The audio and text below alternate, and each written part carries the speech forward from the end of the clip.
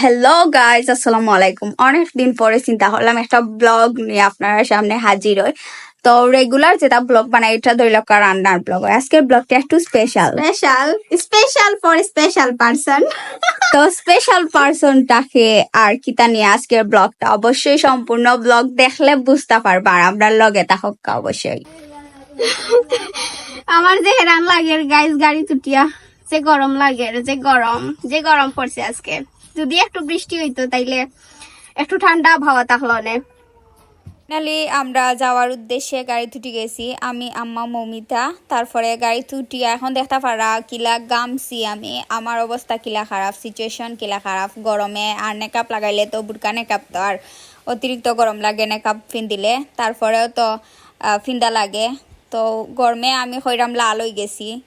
এরপরে আস্তে আস্তে আমরা রওনা দিলাইছি, গাড়িয়ে যাইরাম। তো এই জায়গাটা খেয়ে চিনইন, কমেন্ট করিয়া জানাইবা। তো মানুষের কত শখ থাকে, তো আমার আম্মার একটা শখ হইল গিয়া ও যে জায়গা দেখরা, এটার নাম হইল গিয়া দাড়িপাতনের জায়গা। তো দাড়িপাতন আমার আম্মার হইল গিয়া খুব শখ হইল তার জমি কিনিয়া একটা বিল্ডিং বানাইতা। আমার খুব শখ হইলো একটা বাংলা বাড়ি বা বিল্ডিং বানাইতো, ও যে ঘরটা দেখরা ও ঘরের মতো।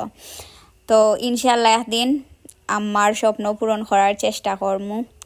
আর এখন তো আপনারা বুঝি লিতে পারছেন যে এই জায়গার নাম কিতা। এটা আসলে হইল গিয়া দাড়িপাতন গোলাপগঞ্জের।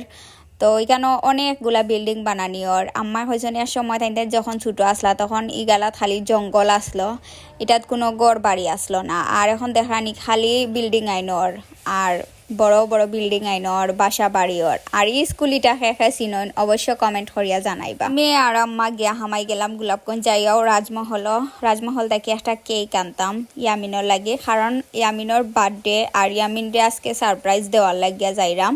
মৌমিতারে রাখিয়া গেছি গাড়িত, তারপরে কেক নিয়ে আইলাম। তারপর সারপ্রাইজ দিতে হইলে আর কিছু টুকটাক কিনা খাটা লাগে, এইগুলা কমপ্লিট করলাম, করিয়া কেক নিয়ে আইলাম।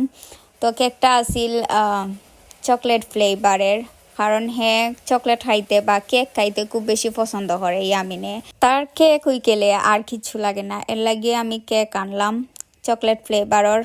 আর তার লাগি খাফর আনছি, ইয়ামিনও লাগিও আনছি, ইয়াসিনও লাগিও আনছি। তো আজকে খুব বেশি গরম পড়ছে, দিনও খুব বেশি রোদ আসিল, অতিরিক্ত গরম আর অতিরিক্ত রোদ আসিল। গামিয়া একবারে শির হয়ে গেছি। আম্মা এর মাঝে গেছেন আরো কিছু প্রয়োজনীয় জিনিস কিনা। তো এরপরে আমরা বাড়ির যাইমু, গিয়া রেডি হইয়া তারপরে ইয়ামিনী তার বাড়ির যাইমু।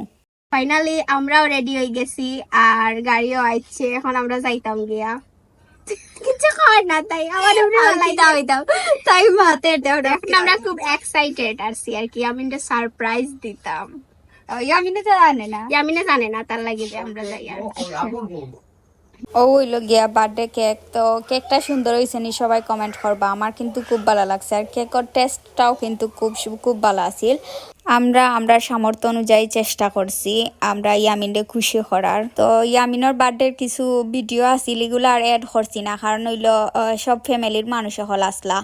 তো কিছু পিকচার অ্যাড করিয়া দিলাইরাম, তো আপনারা দেখিলাম ইয়ামিন খে আর ইয়ামিনের বার্থডে কিলান হয়েছে। আসলে ইয়ামিন খুব বেশি খুশি হয়েছে, ইয়ামিন তাকে বেশি খুশি হয়ে গেছে ইয়াসিন।